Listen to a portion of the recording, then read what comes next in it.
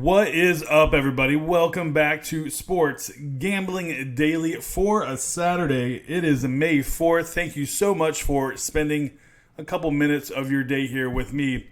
Now, my name's Jared, and basically what I try to do here is post daily sports betting content where I give you my picks, my plays, my breakdowns from my systems that I created years ago. Now, what those systems are designed to do, what they're supposed to do, is find matchups that we can exploit for profitability. So if that sounds like something you're interested in, consider hitting that red subscribe button. Hit that thumbs up button if you like the video. Now, let's talk about this last 2 weeks. It's no secret. It's well documented here on YouTube. If you go back every single video in the last 2 weeks, I've been on a downswing. I'm not going to hide behind that. It's been rough. Now, to start the season, I was up 36 units to start the season. That's on 1 unit betting. So we were killing it. And now we're in a bit of we're in a full-blown regression here. So let's see here. Let's pull up the season results. So yesterday, we went a total of 1 win and 4 losses on the day. The 1 win was the Arizona Diamondbacks. That was a late selection that I added on here and also in the Discord. But other than that, like, the Royals didn't get it done. The Nats didn't get it done. Obviously, the Braves took care of business, so that means the Marlins didn't get it done. So it's full-blown regression. But here's the thing. We're still up almost 20 units on the season, even though it feels like we're down like 60 units on the season. It's the craziest thing. So I'm not going to lie to you guys. It sucks, but it's just the way it is. This is sports betting. The way I approach sports betting is it's a high variance approach, but it's been very successful for me my whole career doing this. So, but I mean, I'm not going to lie to you and say there's no downswings. There's absolutely downswings, just like there's upswings. Like basically happened to start the season up 36 units. In the first month of the baseball season is pretty remarkable. Basically, what my baseball systems do year in and year out is average around 77 units on the season. The best year I've ever had was 134 units, and actually the worst year I've ever had. Luckily, it wasn't in the negative, but it was less than 1 unit. So I know that's a stretch, but that's over 14 to 15 years or so. So I've been through this before. I know you guys have not been through this with me before, and that's okay. And I'm not exactly telling you guys you have to take my picks. I mean, this channel is basically just showing you how I do things. If you want to tell, then that's awesome. But the main point of my YouTube channel is to build a community. And what that community is good for is just not for you guys to follow me, but so we can all work together and try to beat the book together. Now, how do we do that? How do we communicate with one of each other and try to help each other? That's a great question, and I got your answer here. We have the Discord. This is what the Discord looks like. It's a private group. We're damn near approaching 600 members, guys. Basically, this thing goes off 24/7. There's people betting, obviously, Major League Baseball. They're also betting the NBA playoffs and the NHL playoffs. But also, when we're sleeping, when like it's nighttime for the United States, we got people in there from New Zealand and Australia and the Philippines betting Filipino basketball, betting rugby. I mean, so this thing goes on 24/7, and it's just not people in there just like, oh, I got to have action.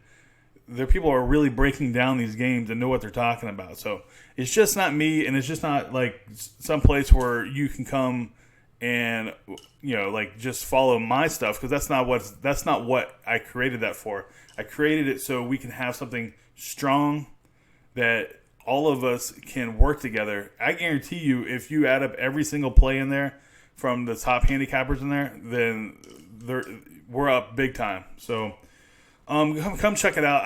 I've never had a complaint about the Discord, so I know it's a good group. You're going to love it if you join it. So now you're like, hey, how do I get in the damn thing? That's a good question. I got your answer. Swing on over here to Instagram. I go by Sports Gambling Daily. Send me a direct message and say, Jared, let me in the group, man. And I'm like, and we'll have a small conversation. I'll ask you a couple questions. Nothing you have to study for. You know, I just want to have a small conversation. Make sure that you kind of have the ground rules, and and I'll get you in. Like it's not strict. But I just want you guys to appreciate it as much as everyone else does. So, all right. So yeah, we're on the downswing, but eventually it's going to end. I can't go out there and hit the ball for them. I don't think they would want me to. I can't pitch it for them. All I can do is just continue to break down the games like I've always done, and get out there and keep putting my plays in. So, I mean, literally, that's it. If I could do more, I would, but I can't. So, but this is why you have to have. If you are dealing with my stuff, I'm not going to speak for anybody else. But if you are solely focused on how I do things, you have to have a 100-unit bankroll, because the variance goes up and down, and it will drive you nuts. Like I said, we're up 19 units on the year. But it feels like we're down 60 units because we've hit such a sharp valley so quickly. But, the thing is you're never as good as you think you are, and you're never as bad as you feel. So, and I do feel pretty awful only because I know there's people out here tailing my picks. And, of course, I want everybody to be a winner. But that's just not realistic over the short term. Over the long run, yes, I wholeheartedly believe we will all be winners because it's proven in my track record. Track record, if you were interested in, is also in the Discord. You can look at all my results dating back to 2005. All right, that is enough intro, and what else am I going to say about it? It sucks, and I get it. I get people are upset. I'm upset. There's nobody more upset than I am, but it's just the way it is. I mean, if you got to be able to accept the losses, just like you can accept the wins. Don't let your heart get involved. It's all about your head. All right, so 7 minutes in, let's get into this freaking thing. I'm not going to have any major breakdowns because I was trying to keep this video short, but I had to get a little bit of that off my chest. All right, let's see here. Oh, and real quick, thank you for everybody that came over from JJ's channel. I saw he gave me a shout out yesterday.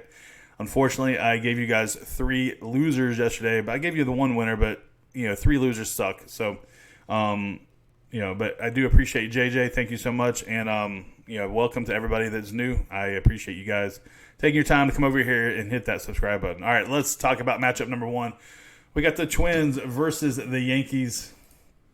So we got Jake Odorizzi versus J.A. Happ, the former Astro. Now, Odorizzi, man, this guy was, speaking of Astros, Odorizzi was freaking sharp versus the Astros.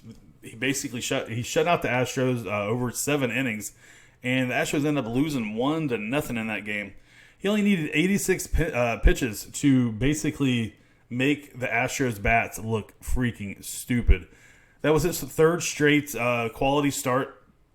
It was very effective. It lowered his ERA to 3.34. Now, if anyone's been following Jake Odorizzi, he's kind of a streaky pitcher. He can, excuse me. When he's on, and when he's off, he is pretty much way off. And that goes the same with J.A. Happ. Now, he allowed 5 hits over 7 scoreless innings to pick up his first win of the season versus the Giants. He didn't walk any, which was very good, because the problem with J.A. Happ in the past was that he was struggling with his command. He did only strike out 2 batters in that game. He threw 95 pitches. So this game, 1:05 Eastern Time in the Bronx. Basically, what I'm going to do here is I'm going to ride off these two performances and see if we can go under the total here. Now, there's a lot of trends suggesting over. I'm not going to lie. The trends are actually all over the place suggesting over. And I also feel like that's why this total is at 9. It opened up at 8.5. So I feel like the line is shaded just a little too high. So I'm taking under 9, minus 105. I don't think it's going to go any higher than that, considering we're so close to game time. But it's possible it could go to 9.5, but I don't think it will. So I'm betting 100 to win 95. That is Yankees versus Twins, under 9. All right, next up, we got the Royals. That's right. The Royals versus the Tigers. 4:10 Eastern Time in Detroit. We got Homer Bailey taking on Tyson Ross. Now, Homer Bailey, this has been the model of inconsistency as well. But for the second straight start, he struggled in the first inning. He gave up 3 runs against the Angels on Sunday. But unlike his previous start, this time Bailey grinded it out for 6 innings, giving up 4 runs. But the best part about this thing is he didn't give up any walks, which is huge for Homer Bailey. Now, Tyson Ross, this guy, he just had a kid. He hasn't pitched for a minute, so he might have a little bit of rust. Now, the last time he did face the Royals lineup, he completely shut them down over 7 innings of 1-run baseball. Had 8 strikeouts, but that was back on April 7th.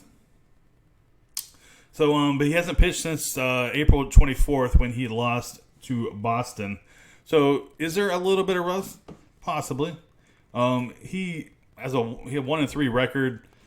Over his career, he's been all around the league. I think he's been on with 3 or 4 different teams.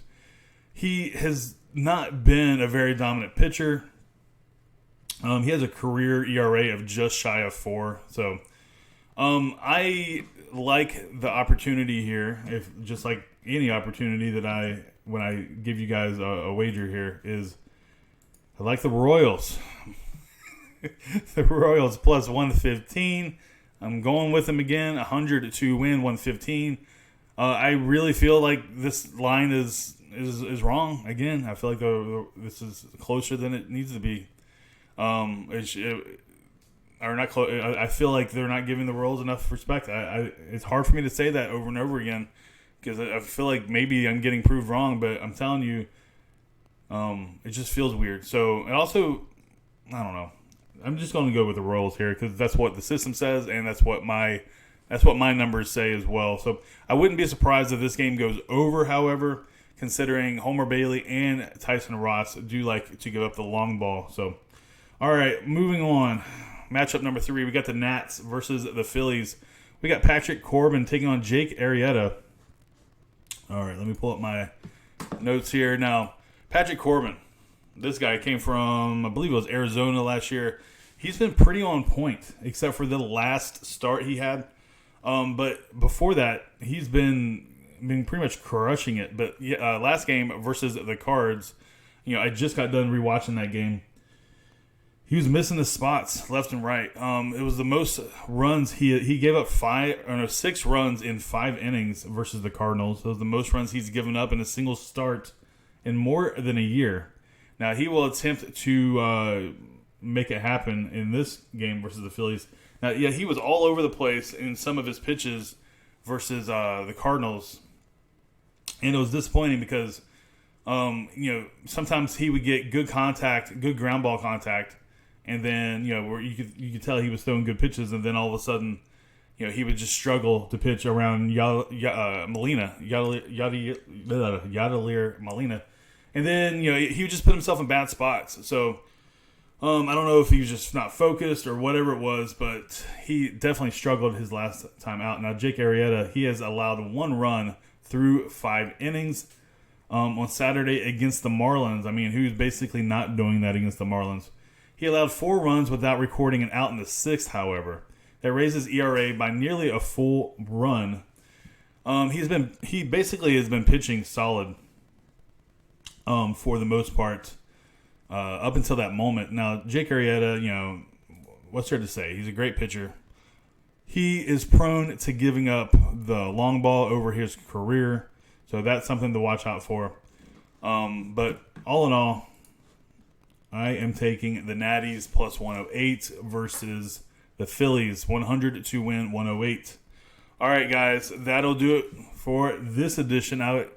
Even if we go 0-3 today, I'm continuing to come out here and give you my plays, and because that's all I can do. If you lose, that means I lose. So, and nobody wants to win more than me. All right, so I promise you that. But you got to be realistic about this stuff. All right, come join the Discord. Come hang out. Hey, come talk to me. We can even talk it out. There's no reason to be mad. Come over here and talk to me, man. Come on over to the Discord. Come join me on Instagram. I'm always an open book for the most part. So give me a holla. All right, guys, I'm going to get out of here. 15-minute video. Good luck to you. Good luck to me. Good luck to all of us. And I will see you guys at Whataburger. Peace.